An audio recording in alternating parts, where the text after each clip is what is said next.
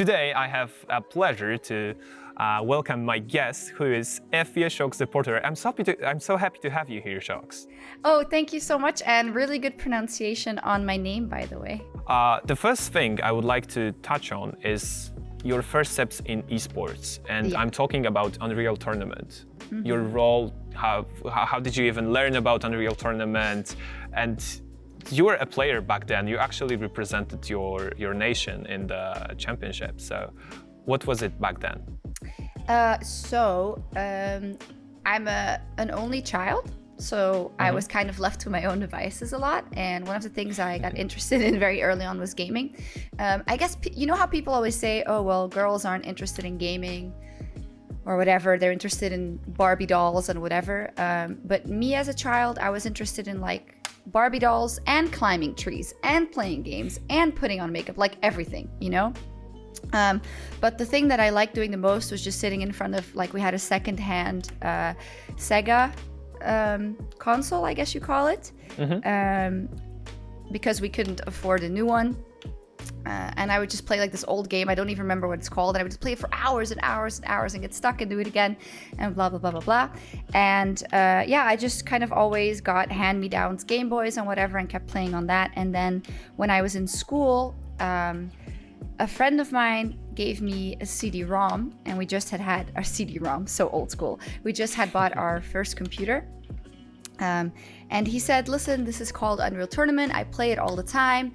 You should try it. And I tried it and I just loved it. But back then we didn't have good internet yet. So it was kind of a dial-up internet thing. So I would just play the tutorial over and over again.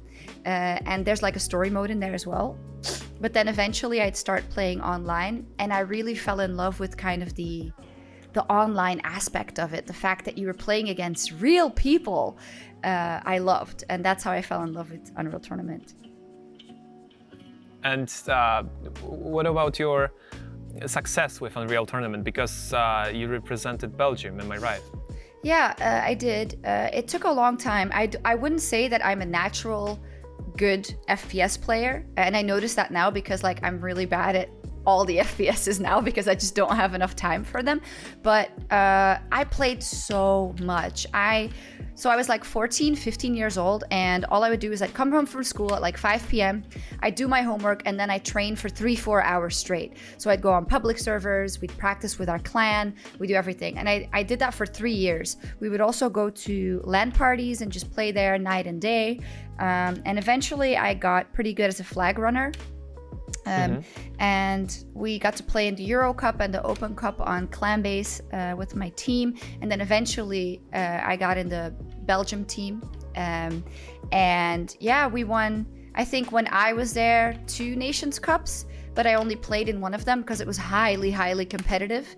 And there were a lot of good Belgian players. I don't know why, we were just good at that game for some reason. And it was really cool. And it was just, it was so exciting to like be a player and get the adrenaline of the wars. Like even if we were at home playing in the living room and the war would start and like the 10, 9, 8, 7, it was just the rush went through your body, and then just getting frustrated and yelling on TeamSpeak and just winning, and it was lovely. And I didn't realize it back then, but it was esports. It wasn't there yet, you know, the way we know it now. So when did you realize that this is esports, this is what I want to do? I actually only realized years and years later because after I went to university, as you know, university is quite expensive and it's like you have to study a lot and focus on a lot of things. So I didn't have a computer. I did end up buying a PlayStation. A couple of years into university, I would just play Tomb Raider, but it wasn't the same. It wasn't like when I was in high school and I would play constantly because I had the time. And I eventually did a year of journalism because I wanted to be a sports reporter, because back then I loved watching football and cycling and tennis and all that, and I wanted to try that. But once I got my degree, it just sounded very, very intimidating and just like such a big world, and also like a men's world to get into. So I started playing a lot of video games again. And one of my friends who I used to play Unreal Tournament with told me, hey, there's this game called League of Legends. It's free to play. We're all playing it now. Just give it a try. And I started playing League. And then eventually I started watching like IEMs that showed League back in 2012. And I thought, well, to me, this is also esports, and it's also sports rather. And it kind of reawakened those feelings I had when I used to play Unreal Tournament competitively and how excited I was about it. And I thought, well, this is the same like I used to do, and it's much bigger and it's a whole new business. So why don't I try writing articles about esports? And that's how I kind of got into it.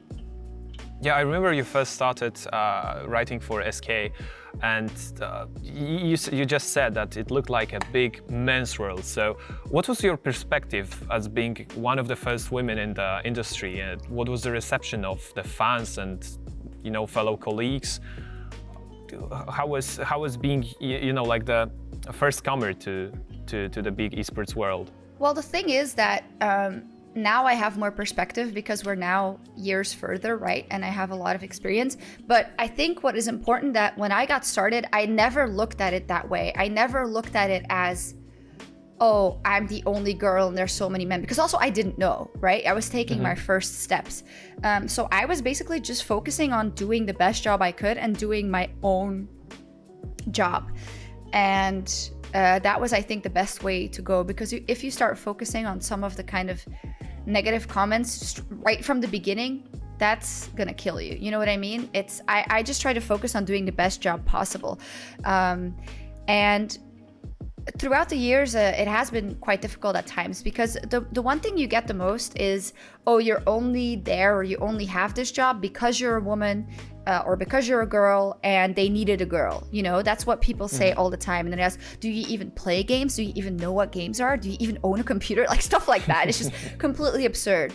And the sad thing is that it also happened with kind of colleagues of mine that I considered, friends and colleagues, who you then hear about that behind your back are saying things like, well, she only got that opportunity because she has boobs and stuff like that. Like it's really, yeah, it's really tricky. But as I say, from the beginning, I just try to do the best job I can. And I'm a very hard worker. I'm a very perfectionist person. And I wanted to walk away from every job knowing that I did a fantastic job, or if I didn't, that I was going to do better the next time, and I don't have any regrets, And I think from the beginning, people did see just my general and my genuine excitement about League and about esports, and that's helped me a lot. So you just said that during your first days in esports, during your first, weeks, there were some people that were, saying demotivating things. And what about those people that helped you out? Do you still have friends like from the day one you started working in esports? Yeah, absolutely. And I know it's so typical that whenever I ask about the beginning, you kind of think about those negative things, when actually there were so many more positive things straight from the beginning. And I had so much support as well, just, from fans back then. And I kind of feel like it was a different world. It was much smaller, so it was almost nicer, if you know what I mean, because it was kind of like our thing and our League of Legends thing, and we had no idea it was going to explode and be so big. But there are many people back then. For instance, Carmack, who was one of my first bosses, let's say, at ESL.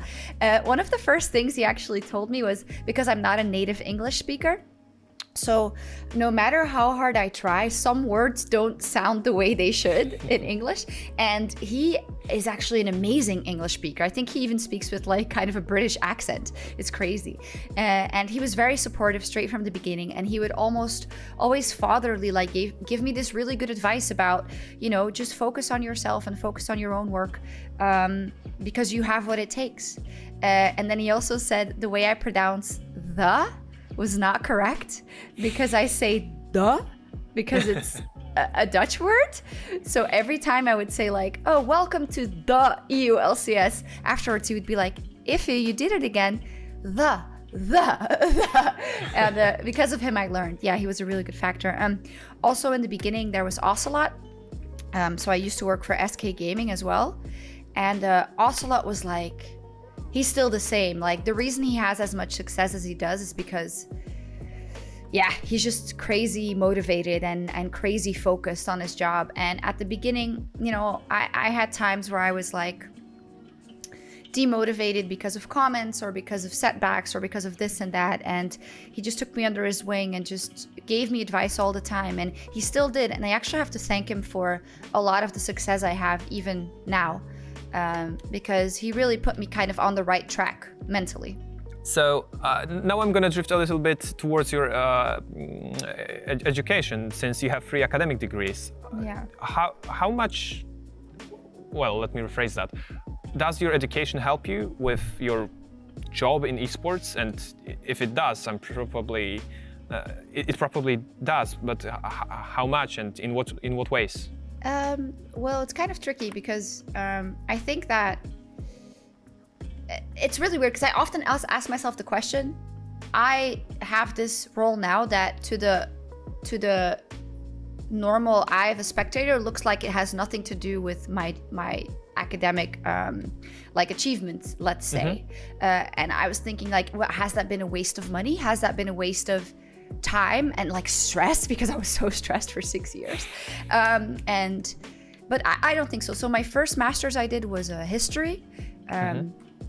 And the thing is, people always think when you study history, then you come out and you can say like, oh, in that year this happened, but that's not really the case, especially in university. It's much more about research, about objectivity, about finding the right sources to support your claims and to kind of get to the bottom of things in an honest, objective way. And if you just think about that, that helps me tremendously in my work nowadays, because you know, I'm still someone who is reporting on something. I am reporting on a competition.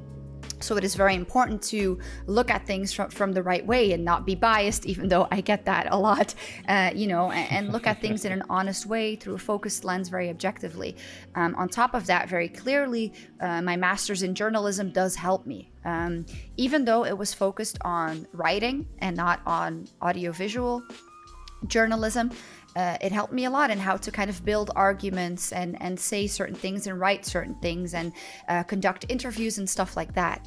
And then finally, I have a teacher's degree, which I guess helps me in a way in empathy with younger players or players in general, and in conversations and in, I don't know, maybe running the desk even. But I think, yeah, every single thing of what I studied helped me, but it isn't, you can't show it almost directly, except for the journalism degree, I think. That's a very interesting question. Thank you. Yeah, I would like to follow up on that question, because you have 3 academic degrees and you also work full-time in esports, and back in the time when you were studying, you also worked in esports. So what would be your advice for young people being unsure about pursuing their esports ambitions and staying in school? I would say right now it is a much better idea than it was back then for me, because back then it was actually a stupid idea. Let's be completely honest, because nobody knew where esports was going to go. There were barely any paid jobs. There was not really a way to know how big everything would be. I think now there are so many ways to go. I think an important thing to think about is that if you want to get started in esports, let's say you want to be a caster, right? Like you, let's say. You have to think that it's a very highly competitive business, and you might not immediately be able to start as a caster, but you have to find out kind of what you want to do, and know that there are unlimited possibilities, because you could be a caster, you could be an editor, you could be a sound guy, you could be in animation, you could be a producer. There's unlimited things you can be, and you might not be able to start as a caster, but you could work your way up to being one. And you should just keep an open mind, look out for any jobs that you know, any of your favorite esports organizations have. Usually they have websites, you know, like on G2 Esports, there's often openings for all kinds of stuff. Find something you can do and apply for it. And I think put your work out there, especially if I look at my perspective as kind of a host and a caster. You know, make videos, put them out there, send them to people and stuff like that. There is a big debate also about kind of working without getting paid. And I would say like I worked for a year without getting paid, and that is a bad idea. But there are some opportunities that you can do even as a student that are kind of a couple of hours of your week that can give you some experience and that are not paid. And I think that is fine, but you have to make sure that, you know, at a certain point, you have to get paid for what you're doing. But to pick up a little bit experience here and there is fine. Just don't get taken advantage of. Mm-hmm. And what I said before, a nice example we have of someone in our studio, his name is Kevin Bell, and he started off as a stage manager 6 years ago. Let's say 5. And he was a stage manager for the EULCS back then. A stage manager is basically someone who makes sure that everything is in order, that, you know, the talent is there when they need to be there, even like gets water for people, solves all kinds of problems. Kind of an entry-level job, which is very, very important for a production. And he worked his way up and is now a lead producer for the LEC. Something that he even never knew that he wanted to do. You know what I mean? But he put in the work, and people saw his potential, and he's prodded, and he said, hey, can I do this? Can I sit in a control room? Can I this and that? And, you know, that's just showing how esports really is a world of opportunity. But yeah, you do have to work hard, because everybody kind of now wants to work in esports. It's the opposite of when I started. You know, it's a very popular job now. Yeah, it's a lucrative opportunity, but for sure do not drop out of the university. Not lucrative, just a good opportunity. I don't think, you know, people don't get rich, I think, overnight off esports. I don't think. Yeah, that's true. Yeah. Unless you are Jankos and you almost win world championship, but that's one in a million. So the last question concerning your education, what did you have a plan B if esports didn't work out? What would you do? What would you be doing right now if you were in Sjokz, you know? So I'd like to think I would have landed on my feet, because, I'm a hard worker naturally, from like, that's what my mom instilled in me. So I was waitressing for a bit whilst I had my first esports jobs, and I was pretty good at it. I think I would probably be teaching with my teacher's degree, or trying to pursue sports journalism, probably, yeah.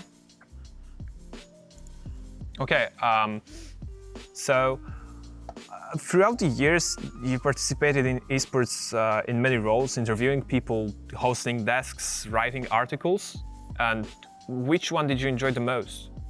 That's a difficult one, for sure. I do miss writing, and it is a really, really difficult and interesting skill that you have to develop over years and years. And do you know who Emily Rand is? Yeah, of course I do. So she is like, she writes magnificently, and she can really paint a picture with the pieces she writes. And if I ever had more time, I would try to write more, because I really loved it. I really love reading as well. And that was kind of a time in my career that I really enjoyed, that I think, I don't even know how I did it, you know, like even in college, how I wrote those theses and stuff, like it's like something I don't even know that I could do anymore, but I really liked it. I would say the desk has always been interesting, because I think it is something that is really hard, and we can go into this later, but I have a specific style of desk hosting where I think I'm very professional, but I still try and make it seem like things aren't planned or scripted, even though they are.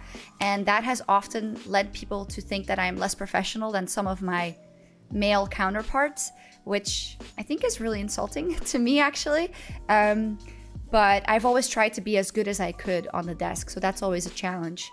But to answer your question directly, I think interviews are my favorite, just because that's the closest you get to be to the biggest moments and the emotions of the player, both positive and negatively, you know, both, you know, getting to interview Caps after beating SKT at Worlds, and both having or getting to interview FPX after they beat G2 in Paris, you know what I mean? So all those emotions and just being that close to kind of what pours out of a player right after they get off stage or they're still on stage, that is truly a gift to me. Yeah, and I think the interviews are the biggest thing. Whenever I think about the most memorable interviews with League of Legends, I always remember your interview with Dyrus? Yeah. Probably right now, not many people may know who Dyrus is. And my question is, how do you bring out those emotions from the players, from the people that you interview? So I think that I don't deserve as much credit for like bringing out emotions. Like, I think whenever the emotions come out, they come out because the player wants to have them come out, right? But that is where I think over the years I have become very good at kind of sensing the player and kind of sensing the demeanor of the player. And sometimes you sense that they just don't want to talk about anything, and that's fine. And I have also understood then to not push too hard because they're just not open to it. But I think there's almost an art in trying to make yourself look almost... You have to show how interested you are and how much you want them to tell their story at a certain moment. And that's not easy because it might come off as fake, you know? And it might be difficult for me because I might react emotionally and start to cry as well. And the last thing that I want, and that especially was the case in the Dyrus interview, was for an interview to be about me. And that's, I think, what as an interviewer you have to realize. Yes, you are there and you are on camera, but it is about the person you are interviewing. And I remember during that Dyrus interview, the way it went is, so before, the producers messaged me, and this was one of my first years, so I was being very micromanaged by production. They would even sometimes say, hey, can you tell us what your questions are, and then we will make them better, in the first years. But on that one, I just got a thing, and it was like, okay, listen, Dyrus might be ready to announce his retirement in this last interview.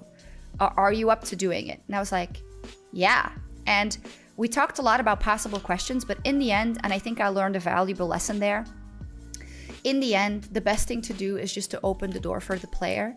So I just remember going in and just an open mind and just being like, listen, I'm going to talk about his achievements and I'm just going to open the door to whatever he wants to say.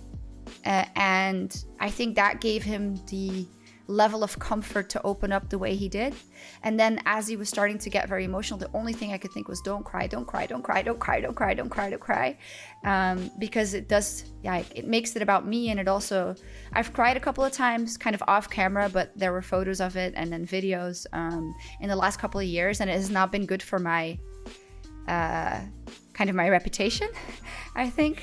So, yeah. The most important thing is to make it all about them and to sense what they may want to talk about, and yeah, just to be vulnerable and be open. That's good to hear, and I think everyone loves the way you do your job. So sticking to hosting or interviewing, I think is really what makes people enjoy the show. Yeah. So for a while you've been a freelancer. Yeah. And what are the differences between you being freelancer and working as a full-time crew member? Well, first of all, it does give you a little bit more time to plan your own time. And I worked full-time for ESL and then Riot for about 7 years. And the schedule is really, really packed. So if you look at kind of the Riot year, it starts with preparations on the 6th of January when you're in the office brainstorming for the beginning of the season. And then it's non-stop until All-Star, which is the 9th of December, because you have the full season. Then in the weeks that we have off, we didn't have that much time off because we would brainstorm like things for the show and stuff like that, and like have a lot of Riot meetings and corporate meetings and all that. And then I was lucky enough to go to every event. So I was basically always in the office or traveling, doing every show, which was also every weekend. So I basically had no time to see my family or my friends because I would work in the weekend and they would work in the week. So, you know, and after 7 years, I just thought, I want some weekends to myself. I want to like see my parents more and my grandparents and stuff like that, and take some more time for my personal life. So the difference is that things aren't as structured, you know, because in an office, you know, hey, I get there for us at 10, I leave at 6 or 7, have some meetings at night, and that's just how it is. And as a freelancer, you kind of have to make your own time, which I really like. But I was wrong in thinking that it would be less busy. It's definitely also still busy. It's just different. It's like I can work very hard for 3-4 weeks, non-stop traveling, non-stop working long shows, and then nothing for 2 weeks, and then again for 6 weeks. You know what I mean? Yeah. But it's less structured, but it's cool because it's more diverse, you know. And the Riot shows, they're very well produced, up to a point where nothing ever goes wrong. And I wanted some new challenges, you know. I wanted to I don't know, go to some other shows for other games and for other producers, and kind of just to learn to work with different productions that maybe were different or not as perfect or all that. Yeah. Oh, so becoming a freelancer, was partly because of you wanting to work with other esport titles than League of Legends? Yeah, absolutely. I love Counter-Strike, for instance, so that was a big goal of mine. I also think as a person, I'm always striving to evolve and to challenge myself. And I felt like I was almost too comfortable in the Riot bubble because, as I said, all the productions were always very, very good, you know? And I felt like I had kind of hit the edge of evolving as a broadcaster at that, which now is actually different because at the LEC we're trying so many different things that I feel like I'm constantly trying new stuff. Yeah, I wanted some new challenges. I wanted to be dropped into the deep end and having to kind of build up a show and a production with a production crew that is much smaller and just come up with new ideas and trying to execute those ideas and maybe falling flat on my face, but I wanted that, you know. I wanted to be pushed harder as a professional. That sounds rough, especially many people do not leave their comfort zone, and I think it's the reason that they do not grow. So I guess good for you. I'm happy to hear that. Throughout the years, is there like your favorite caster or personality outside of Europe that you like to work with? I would you say... can name many of them, not to insult anyone. There's so many. There's so many. First off, shout out, of course, to my LCS buddies and my LCS crew. You know, they've gone on hard times this year, I think, with the LCS production and all that stuff. And I know they're going to get through it because they're all amazing. But yeah, a lot of people over there, like Travis is someone who's very helpful in the beginning of my career, who I absolutely love. Just everyone on that crew there, Kobe, they're great. Azael. Ovely, who's amazing as well. Also, I don't know if you know this name, but Rachel Kuriko, aka Seltzer. She did a lot of League stuff, but now she does all kinds of esports stuff. She's really big in the Pokemon scene as well. And she was one of my first kind of role models when I got started. And I really love her. The Spanish casters in particular, Ibai, he's really amazing. Although I don't understand him all the time and we can't really communicate in Spanish, his energy is freaking amazing. And I could go on forever. I think the cool thing is that also like the Italian casters I met the other year, like you guys I got to work with and I got to play games with a couple of weeks ago. The Greek community, which I discovered only last year. The Italian casters who are crazy. Like, I don't want to leave anyone out, but yeah, it's just cool to see that everyone is so motivated still to make, and maybe even, I don't want to say more motivated than me, but I am motivated, but I also kind of was looking for different games and different things to keep myself challenged, you know. But especially all the casters who cover the regional leagues, they are what make, I think, our European ecosystem so good and so important.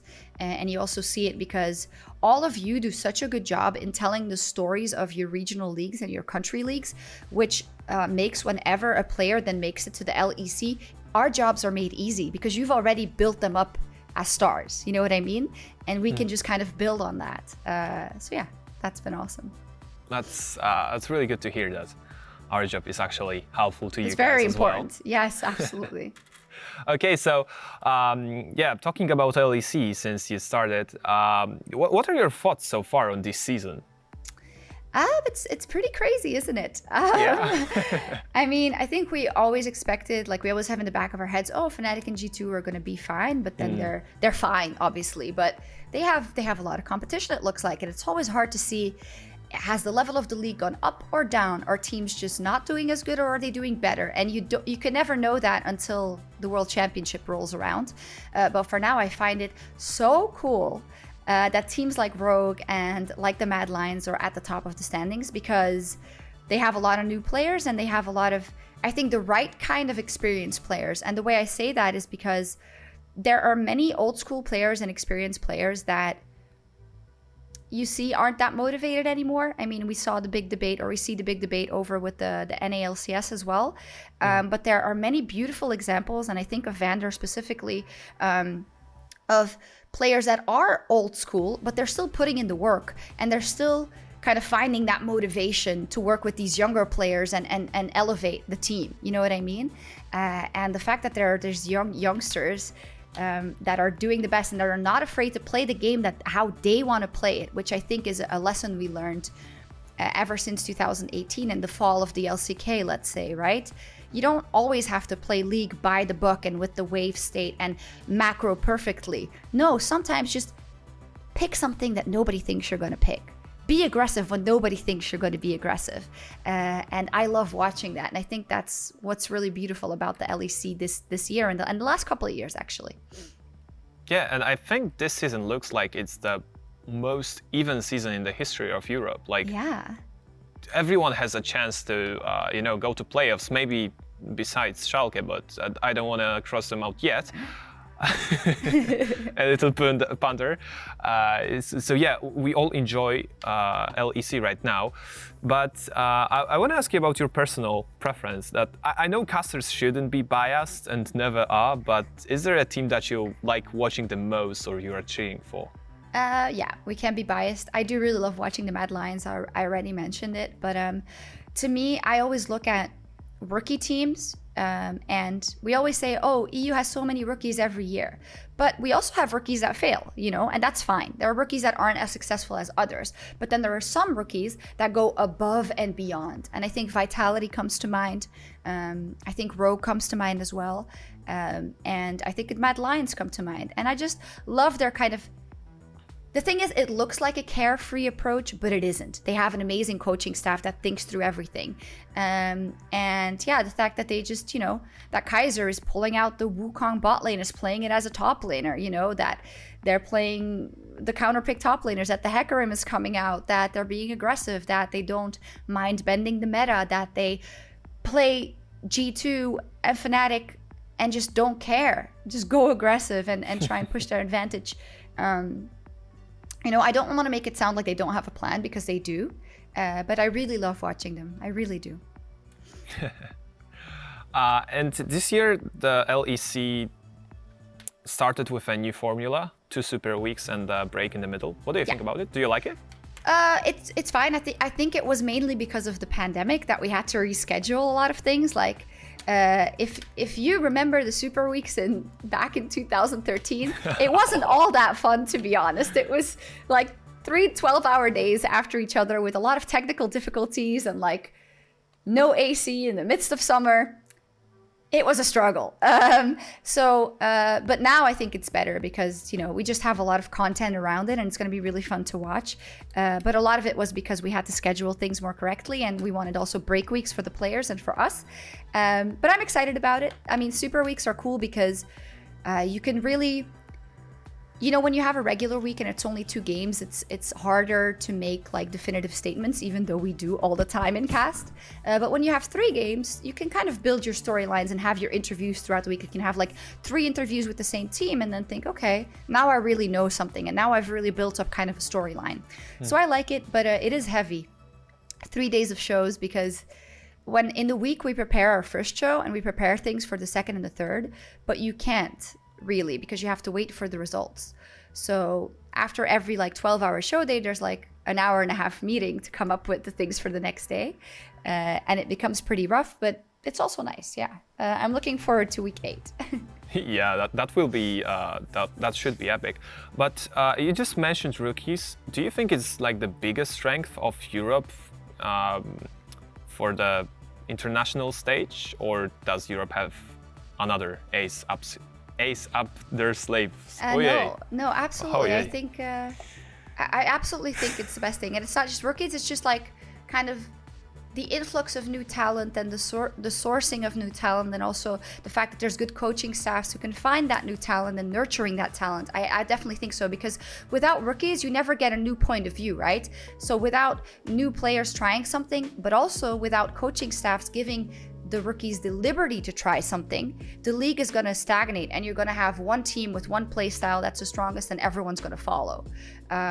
So I think it's also a testament of kind of the successful teams of the last couple of years in the G2s and the Fnatics and the Vitalities, and showing the way of, kind of playing your own way. And I think the fact that Europe is confident that they can become a world champion even is what makes them so strong. Yeah, are you confident enough to make like a prediction which 4 teams will represent Europe in the 2020? Not at all. Like if it was spring, it would be so much easier, but now no, absolutely not. Because I don't even know if Fnatic or G2 are gonna make it right now, so yeah.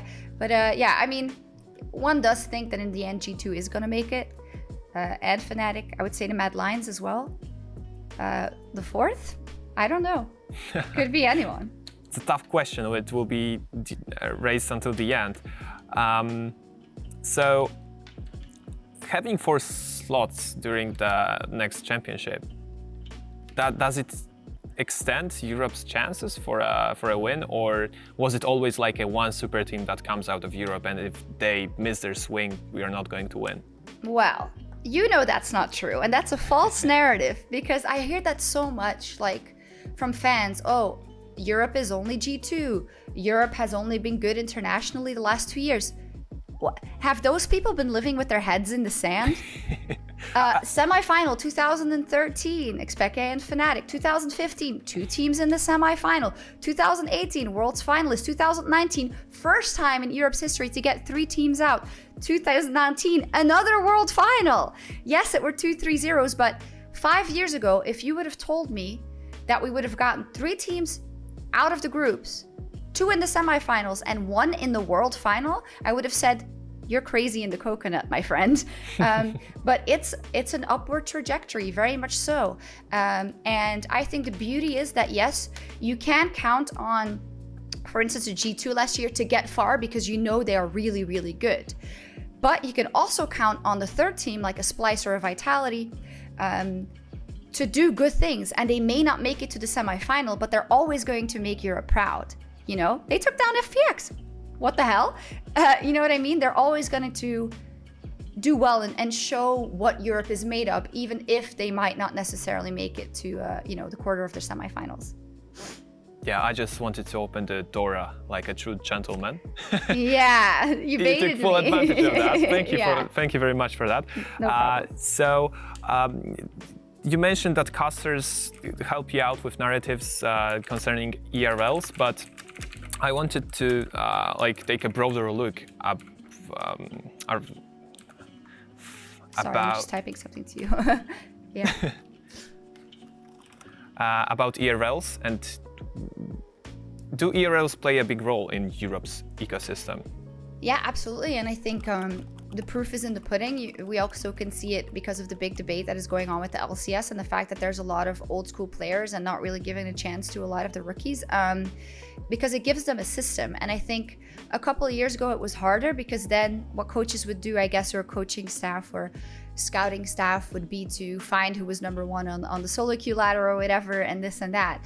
But now they can actually just look at professional competitions across any region, and talk to the professionals in those regions, and then especially look at EU Masters, I think, right, and how they are doing there, and then just form a better opinion of who they could give a chance and who would be good to play in the league.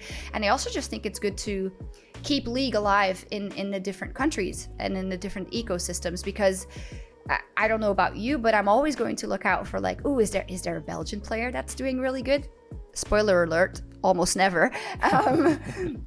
But it just gives you a different way to kind of identify with a team if it's a team that was brought up and successful in your own regional leagues. Yeah. It was a pleasure having you here. I'm so happy that you took time to talk to me, and I'm sure Polish community will fall in love with you if they already didn't.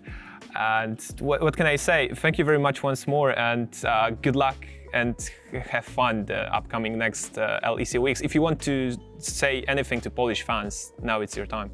Okay, well, to both the Polish fans and to you, dziękuję for all your support. Thank you for this interview as well. Yeah, the Polish community has been one of the big reasons why yeah, league is considered as a sport with so much passionate fans.